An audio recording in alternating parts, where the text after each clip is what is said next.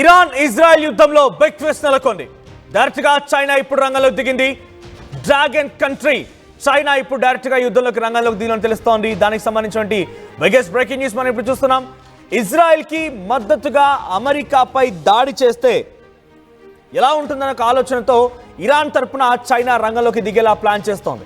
ఇప్పటికే ఇరాన్ లక్ష్యంగా అటు యుఎస్ ఆర్మీ కదిలినట్టు తెలుస్తోంది. అయితే చైనా యుఎస్ కదలికలతో ప్రపంచ యుద్ధం దిశగా పరిణామాలు చోటు చేసుకుంటున్నాయి. ఒకవైపు అమెరికా అటు ఇజ్రాయెల్కి సపోర్ట్ ఇస్తోంది.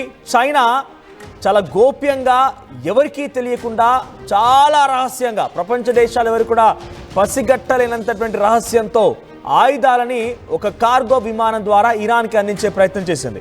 సో దాదాపుగా బయటికి చూడడానికేమో we are calling for deescalation and dialogue అంటోంది.